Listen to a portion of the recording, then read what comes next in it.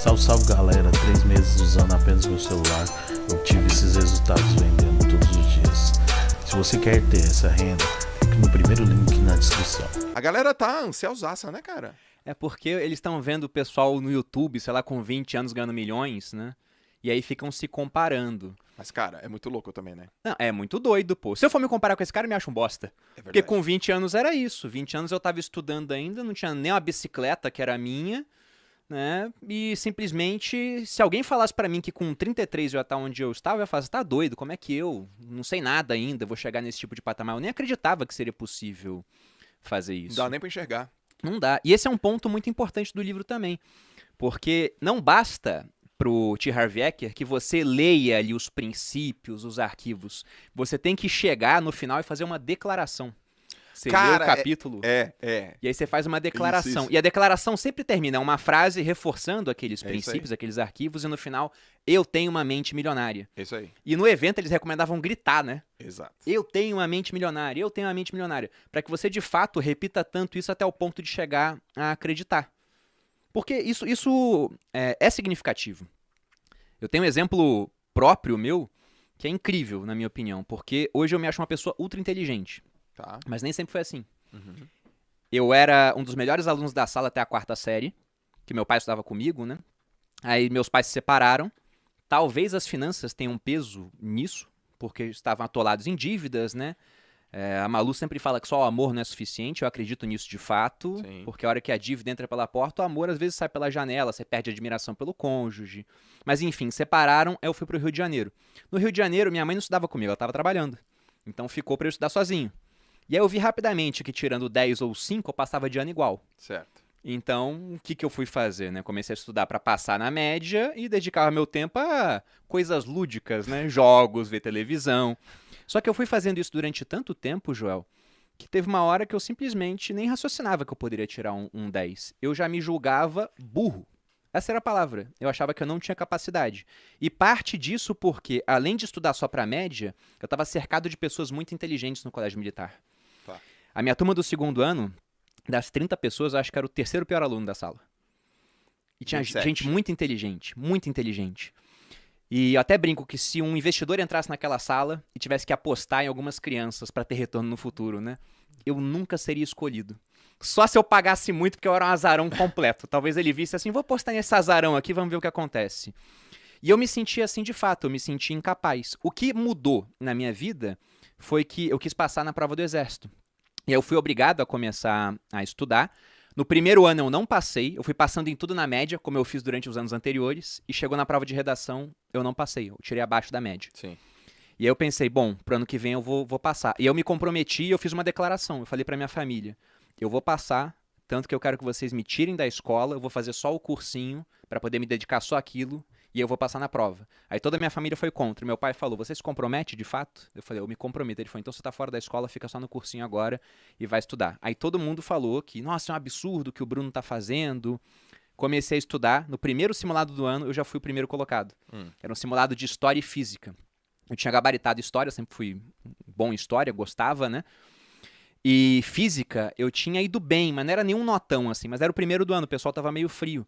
E aí, quando eu olhei meu nome em primeiro no simulado, entre mais de 100 alunos, eu olhei assim, fiquei perplexo, né? Fiquei olhando assim. Aí um amigo meu do colégio militar chegou, olhou também e falou, caramba, Perini, que sorte, hein, cara? Daí eu virei pra ele e falei, pois é. Eu também acreditei que era sorte. Sim. Só que aí veio o segundo, eu entre os primeiros, o terceiro, o quarto, o quinto. Eu fiquei em primeiro de ponta a ponta no cursinho, fui pro exército, comecei a me destacar, fui primeiro da minha especialização de artilharia. Então, se não fosse esse momento onde eu vi, olha, isso aqui não é sorte, é inteligência de fato, talvez até hoje eu fosse uma pessoa muito menos confiante do que eu sou. Certo. Então, eu só fui ficando confiante quando fui vendo esse progresso. O Mas, resultado. mas a vida me deixou tanto tempo de joelhos, né? Que eu acostumei com aquilo e esqueci como era estar em pé. Então, essas declarações são importantes pra isso, pra você recuperar a confiança, a Cara, autoestima. é muito legal você tá falando porque, pô, por que eu confio no que você tá falando? Porque eu tô vendo na minha frente um cara que tem resultado. Eu confio no teu resultado. E aí você justifica o teu resultado. Olha, olha o meu resultado. Eu falo, quais são os princípios, quais são as bases do teu resultado. Você fala, pô, aconteceu isso. Eu vejo as estacas sendo colocadas no teu resultado. Agora eu vou te fazer o contraponto. Eu tenho um amigo, queridaço, amo de paixão. Não vou falar o nome dele. Mas ele usou essas afirmações do livro. Lá em 2014, lembrei agora. E ele falou assim pra mim, eu nem vou falar como ele me chama, porque senão a turma vai saber quem é. Ele, Joelzão, não tem jeito, eu vou ficar rico. Porque eu ando pela rua fazendo as afirmações. Porque ele pede no livro, faz afirmações, eu tenho uma mente milionária, eu faço 20 vezes a afirmação. Alto. Eu falo alto, eu ando no busão, eu faço afirmação, eu vou ficar milionário, eu vou ficar, não tem como. E ele não ficou. E nem tá perto de ficar, né? Ao que você atribui ao cara que afirma e não consegue, e o cara que afirma e consegue, mas sem a resposta de é porque o que afirma e consegue entra em ação? Porque... Cara, é muito raso essa resposta. O que você realmente atribui, assim? Não, pegando por essa linha lá do que ele fala, pensamentos, sentimentos, ações, resultados, né? Esse cara tá pensando, ele tá materializando aquilo, né? Tá falando, declarando. Então tem sentimento, talvez esteja agindo, o resultado não tá vindo. É que o pessoal tem aquela premissa de que, bom, se eu tô fazendo isso, agora basta empregar que vai dar certo de alguma maneira. Só que só isso é insuficiente. Com os arquivos mentais corretos, você tem mais chance de conseguir, mas nada garante que você vai conseguir de fato. Sim. Até lendo esse livro aqui, quando eu olho como o T. Harv Eker abriu o negócio dele, eu desaprovo o que ele fez. Ele pegou dívida no cartão de crédito para fazer isso. Sim. Aí o pessoal vai falar do Flávio Augusto, que fez a mesma coisa no cheque especial.